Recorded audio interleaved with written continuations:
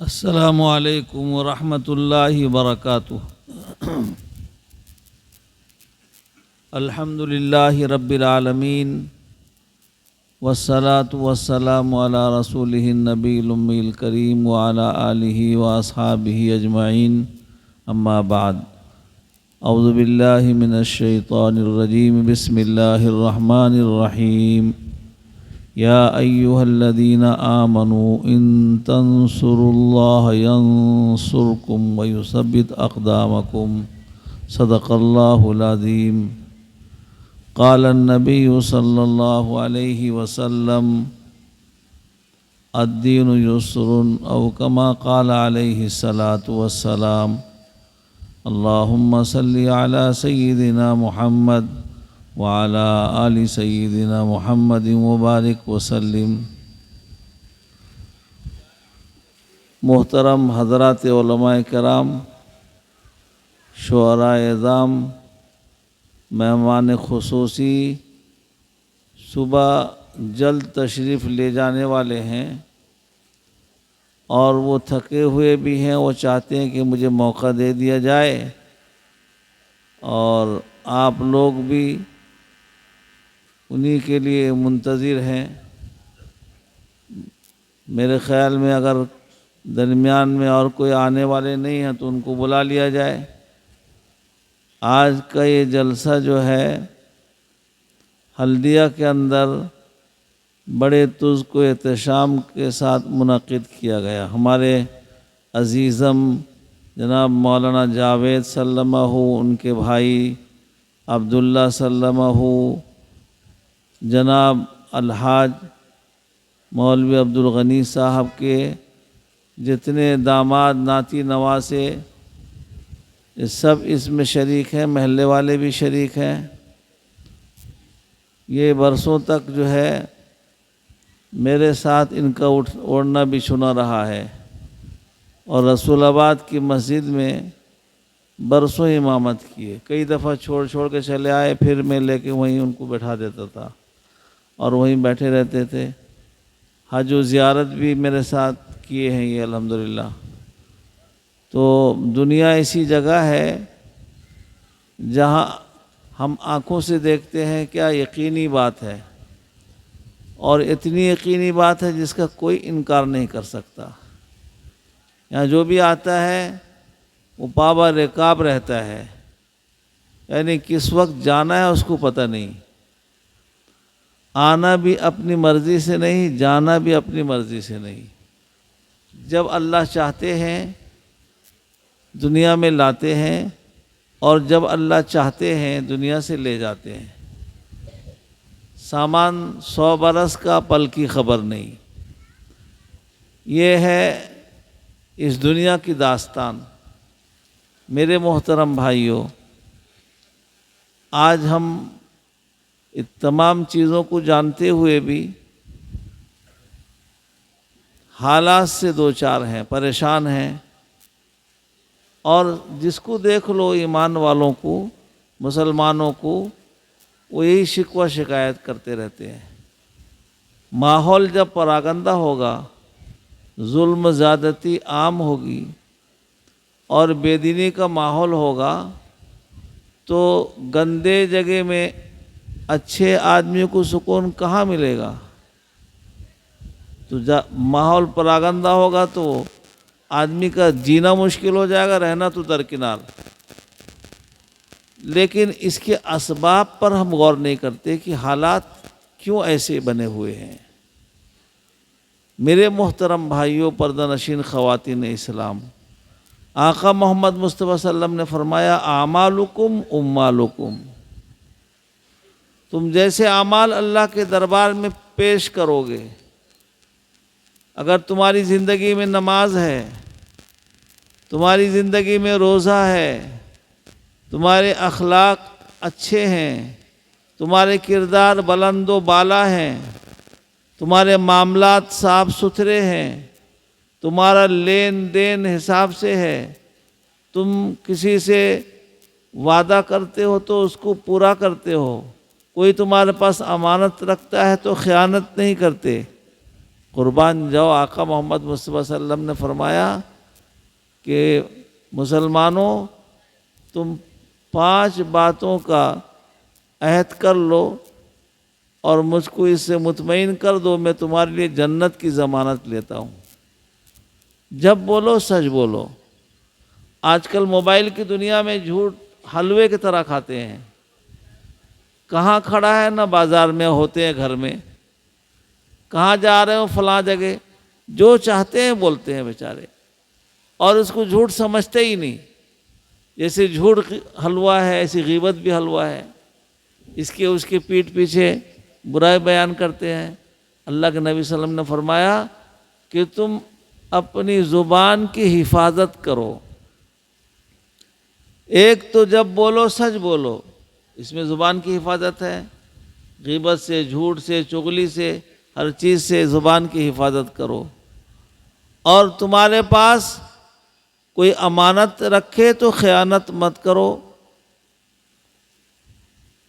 آج کل دیکھ لو لڑائی جھگڑا اسی میں زیادہ ہوتا ہے، زمین میں، جائیداد میں، گھر کے گھر لٹ گئے، ہزاروں روپیہ کورٹ کچہری میں چلا گیا، لیکن جھگڑے نہیں ختم ہو رہے ہیں ہمارے۔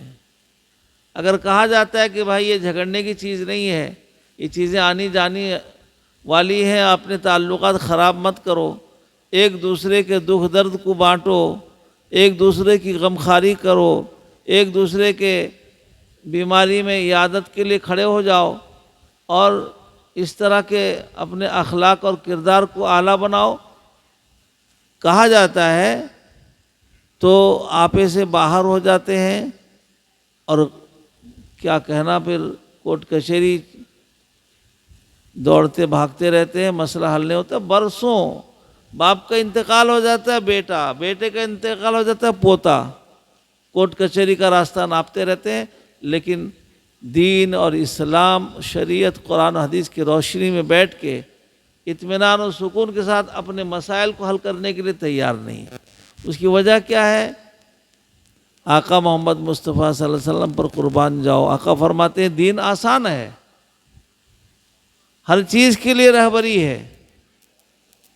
کہ زبان کی حفاظت کرو اور امانت میں خیانت مت کرو، اور جس سے وعدہ کرو اس کو پورا کرو۔ بدعہدی کا ایسا دور ہے کہ مت پوچھو، یہ بھی جھگڑے لڑائی کا سبب ہوتا ہے۔ زبان کی حفاظت کرو، شرمگاہ کی حفاظت کرو، ہاتھ کو ظلم و زیادت۔ کتنا دین، اتنا عمدہ اخلاق و عادات لیے ہوئے ہے اسلام اپنے اندر، اگر اس کو ہم اپنائیں، جن لوگوں نے اپنایا وہ سر بلند ہوئے، اور اللہ نے ان کے لیے زمین کو مسخر کر دیا، لوگوں کے قلوب کو ان کے طرف مائل کر دیا۔ انسان اشرف المخلوقات ہے، درندوں کو، چرندوں کو، پرندوں کو ان کے لیے مسخر کر دیا۔ ایک بادشاہ کے بیٹے تھے، اور ان کا معاملہ ایسا ہو گیا کہ بادشاہت میں دل نہیں لگا ان کا، سب کچھ چھوڑ چھاڑ کے جنگل بیابان چھاننے لگے، اور اللہ کے قریب ہو گئے، اللہ والے بن گئے۔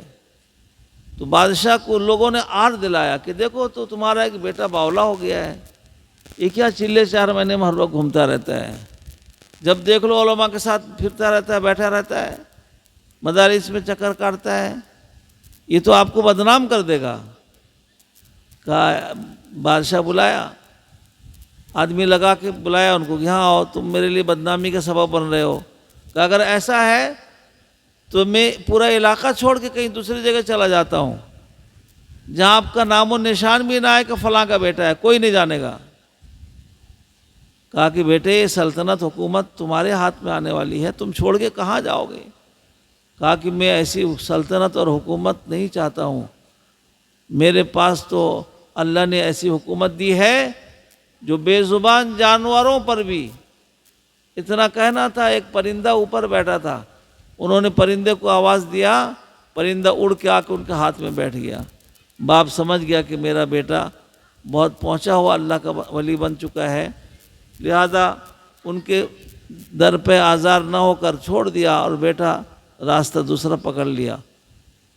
تو ہم لوگ دینداری کو سمجھتے ہیں بیکاری، اور اسی میں سرخروئی ہے، اسی میں عزت و آبرو ہے، اسی میں کامیابی و کامرانی ہے، اسی میں ہمارے لیے دنیا میں اور آخرت میں ہر جگہ اللہ نے بہترائی رکھا ہے۔ اللہ اکبر۔ اللہ کہتے ہیں ان تنصروا اللہ ینصرکم، تم اگر نماز، ہم بہت سارے لوگ الحمدللہ نماز پڑھتے ہیں، نمازی بھی، مرد بھی پڑھتے ہیں، عورتیں بھی پڑھتی ہیں، لیکن معاملات درست نہیں، کسی سے کچھ لے لیا، لڑتے جھگڑتے دن رات گزر جاتے ہیں، معاملات درست نہیں۔ اور اگر نماز پڑھتے بھی ہیں تو گھر میں دینداری نہیں، بیٹی بے پردہ، بیٹا نماز نہیں پڑھتا۔ آقا فرماتے محمد مصطفیٰ صلی اللہ علیہ وسلم کہ کلکم رائن کلکم مسئول عن رعیتہ، ہر ذمہ دار اپنے ماتحت کا مسئول ہوگا، اللہ پوچھیں گے، باپ سے پوچھیں گے تم کو اولاد دیا، تم نے کیا سکھلایا؟ اللہ یہ نہیں پوچھیں گے تم نے کیا پہنایا، کیا کھلایا، کیسا مکان بنا کے دیا، وہ تو اللہ رب العالمین ہے، سب اللہ کی ذمہ داری ہے۔ یہ باپ سوچتا ہے میں مکان بنا کے دے رہا ہوں، نہ، اللہ کے طرف سے انتظام ہو رہا ہے، ذریعہ یہ بنا ہوا ہے۔ اللہ اکبر۔ اللہ پوچھیں گے کہ تم نے کہاں سے کھلایا، کتنی زمین دیا، یہ نہیں پوچھیں گے، بلکہ اللہ پوچھیں گے کہ تم نے زمین جائیداد اور مال و منال کو سامنے رکھ کے کہ مال کا دینے والا کون، زمین کا فرش بنا کے بچھانے والا کون، اور یہ مکان اور محل یہ سب بنانے والا کون، یعنی ہم خالق و مالک کا بھی تعارف کرایا، رب کائنات خالق کائنات کا بھی تعارف کرایا، میرا پہچان اپنے اولاد کو کرایا تھا۔ وقت کے ایک پیغمبر کو دیکھ لو، حضرت یعقوب علیہ السلام اپنے وفات سے پہلے اپنے بچوں کو جمع کر کے فکر دلا رہے ہیں کہ بیٹے ہو، میرے بعد تم کس کی عبادت کرو گے؟ ما تعبدون من بعدی، میرے بعد تم کس کی عبادت کرو گے؟ فکر ہے، آخرت کا فکر ہے، ہمیں فکر ہے تو بیٹا میرے بعد دیکھو یہ زمین کیا ہوگا، فلاں کیا ہوگا، یہی کہتے کہتے آدمی دنیا سے چلے جاتے ہیں۔ آخرت کا فکر نہ ہونے کی وجہ سے یہ سب معاملہ ہوتا ہے۔ اگر آخرت کا فکر ہوتا تو ہم بیٹے کو موحد بنا کے جاتے اور بیٹے کو رسالت پر مر مٹنے والا بنا کے جاتے، دیندار بنا کر چھوڑتے۔ روایت میں آتا ہے اپنے اولاد کو بہترین ادب اخلاق سے زیادہ کوئی اور تحفہ نہیں ہے جس کو باپ اپنے بیٹوں کو عطا کرے دے۔ زمین جائیداد تو وہ اپنی قسمت سے پائے گا۔ بہت سارے لوگ ایسے ہیں زمین جائیداد بہت چھوڑ کے جاتے ہیں، اجڑ جاتا ہے، برباد ہو جاتا ہے اور کچھ رہتا بھی نہیں ہے۔ اور بہت سارے لوگ ایسے ہیں کہ ہاتھ خالی چھوڑ کے جاتے ہیں اولاد کو، لیکن ان کی قسمت میں زمین جائیداد اور ملک و مال ہوتا ہے، بڑے بڑے مالدار بن جاتے ہیں، بڑے بڑے مالدار بن جاتے ہیں۔ لیکن باپ ماں کی ذمہ داری یہ ہے کہ اپنے اولاد کو دیندار بنائیں، نمازی بننا۔ اگر نماز پڑھ رہے ہیں تو اخلاق بھی درست ہونا چاہیے، معاملات بھی درست ہونا چاہیے، معاشرت بھی درست ہونا چاہیے، اڑوس پڑوس کے حقوق کو بھی سمجھنا چاہیے کہ میرے پڑوس میں ایک غیر مسلم بھائی رہتا ہے، وہ بیمار ہے، اس کی بھی عیادت کار ثواب ہے۔ میرے پڑوس میں ایک یہودی رہتا ہے، نصرانی رہتا ہے، بیمار ہے یا حاجت مند ہے یا رات کو بھوکا سویا ہے، روایت میں آتا ہے کہ غریب پڑوسی حشر کے میدان میں اللہ کے سامنے مقدمہ دائر کرے گا کہ یا اللہ اس مالدار سے پوچھئے جو میرا پڑوسی رہا، اس کو آپ نے مال دیا، یہ مال کھا کے اپنا پیٹ بھر کے سوتا تھا اور میں بھوکا رات بھر، میرے بچے پیاسے بھوکے تڑپتے تھے، روتے تھے، کبھی پوچھا نہیں کہ تم رات کو کھائے یا نہیں کھائے، اس سے پوچھئے۔ اللہ پوچھیں گے کہ میرے بندے میں نے تجھ کو مال دیا تھا اپنے اوپر صرف لگانے لٹانے کے لیے یا ان اڑوس پڑوسیوں کے بھی حقوق اس میں رکھے تھے؟ حقوق العباد ہمارا درست نہیں ہے۔ اگر حقوق اللہ میں ہے، نماز پڑھ رہے ہیں، رمضان کا روزہ بھی رکھ رہے ہیں، اللہ مال دیا ہے، حساب سے زکوٰۃ نکالنے میں سستی، مال کی محبت روکتی ہے کہ مال کہیں گھٹ نہ جائے۔ اللہ نے استطاعت، صاحب استطاعت بنایا، حج بیت اللہ کے لیے چلاتے جا رہے ہیں کہ ہاں یہ بیٹی کی شادی ہو جائے حج کروں گا، وہ بیٹے کی شادی ہو جائے حج کروں گا، لگتا ہے سرٹیفکیٹ لے لیے بہت دن رہنے کا۔ یہ اللہ اکبر، یہ تو شیطان لیا ہے، پورا قیامت تک کے لیے اللہ سے مہلت لے لیا ہے۔ اللہ نے کہا جاؤ دے دیے، لیکن آقا محمد مصطفیٰ صلی اللہ علیہ وسلم نے فرمایا میری امت کے اکثر لوگوں کی عمریں بین 60-70 60-70 کے درمیان میں ہوگی۔ 50 سال کے بعد آدمی بیکار ہو جاتا ہے، آج کل ہاتھ پیر کام نہیں کرتا ہے، چلنے پھرنے کے لائق نہیں رہتا ہے۔ ہمارے حضرت قاری صاحب رحمۃ اللہ علیہ فرمایا کرتے تھے پہلے زمانے میں جب 40 سال ہو جاتا تھا کسی کو تو بستر لپیٹ دیتے تھے، اب تو بہت سوئے، اب کیا سونا ہے، عبادت میں، ریاضت میں اور آخرت کے فکر میں لگ جاتے تھے۔ اب معاملہ الٹا ہے، جتنی عمر بڑھتی ہے، جتنا بڑھاپا آتا ہے، مکان کے بنانے میں، دکان کے سجانے میں اور یہی سب میں وقت لگ رہا ہے، یہ نہیں سوچتا کہ میرا وقت جانے کا قریب ہو گیا، کم از کم اس آخرت کا فکر کر لے۔ جہاں ابھی بتایا گیا آپ کے سامنے، جناب حضرت مولانا بلال صاحبزادے حضرت مولانا جلال صاحب نور اللہ مرقدہ سنا رہے تھے کہ مرنے کے بعد ساتھ میں اعمال ہی جائیں گے، سب دیکھتے ہیں کیا جاتا ہے، کچھ نہیں جاتا ہے۔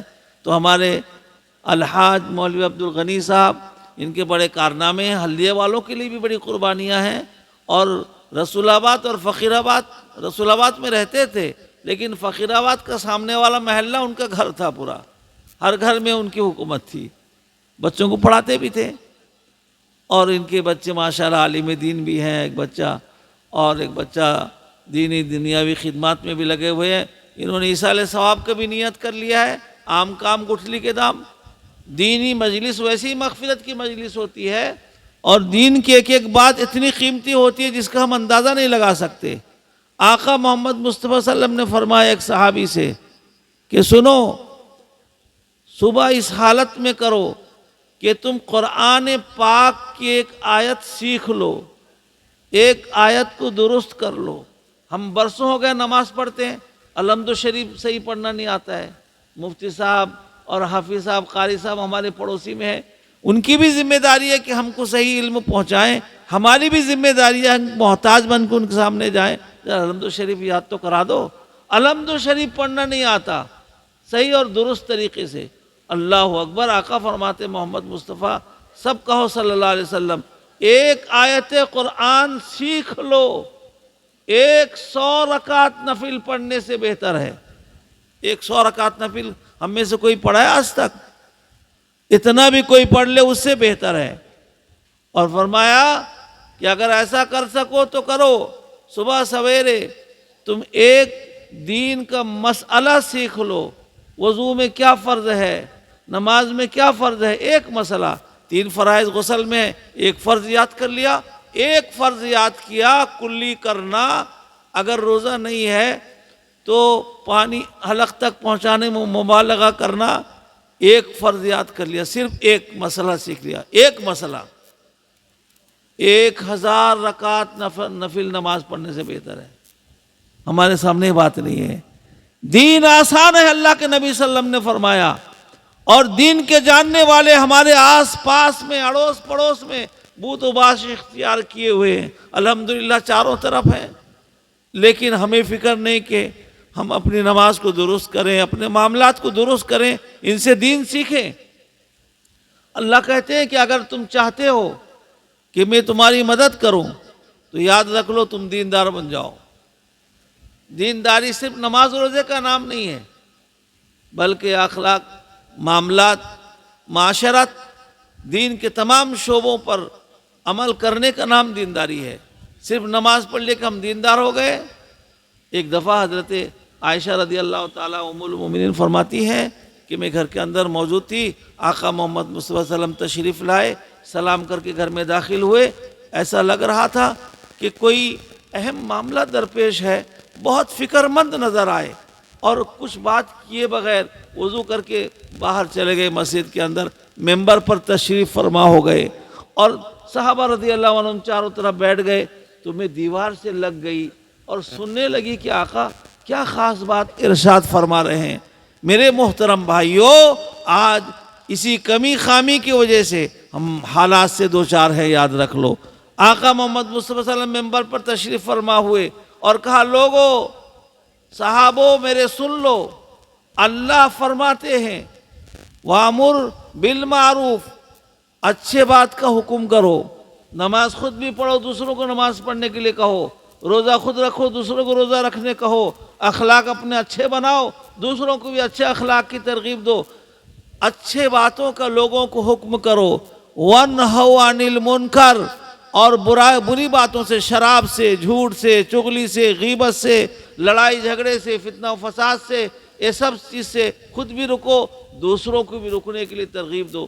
اگر تم یہ دو کام کرتے رہو گے تو اللہ کی مدد اترتی رہے گی۔ اگر یہ دو کام چھوڑ دو تو یاد رکھ لو، پھر تم دعا مانگو گے، تمہاری دعا اللہ قبول نہیں کریں گے، اور تم مدد طلب کرو گے، اللہ مدد نہیں کریں گے، اور تم پریشان حال رہو گے، تمہارے پریشانی اللہ دور نہیں کریں گے۔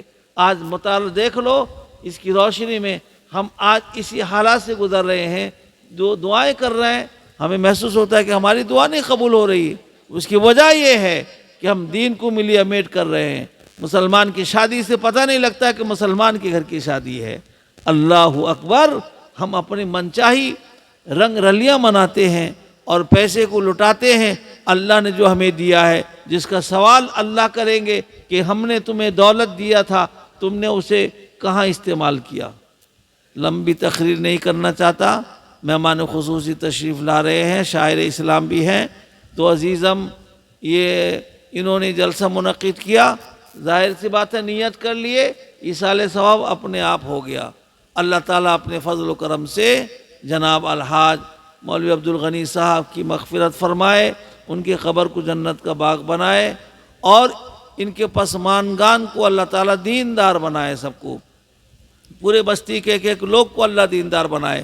جتنے لوگ آئے ہیں اس فکر کو لے کر جائیں اور عہد کریں کہ سب سے پہلا ایمان کے بعد جو فریضہ عائد ہوتا ہے وہ نماز ہے۔ نماز پڑھیں گے انشاءاللہ، اور نماز بھی پڑھیں گے سنت کے مطابق، تو ان الصلاۃ تنہی عن الفحشاء والمنکر، نماز برائی سے روکے گی اور خراب ماحول سے بھی دور رکھے گی۔ پھر آہستہ آہستہ دین کے تمام شعبوں کو معلوم کر کے اہل علم علماء کرام سے رابطے میں رہ کے اپنی زندگی کے طریقے کو بدلیں گے، اللہ کی مدد اترے گی۔ اللہ مجھے بھی عمل کی توفیق دے، آپ کو بھی عمل کی توفیق دے، دین پر چلنا آسان فرمائے، اور اس علاقے کے ایک ایمان والے کے گھر میں خیر و برکت کا نزول فرمائے۔ وآخر دعوانا ان الحمد للہ رب العالمین۔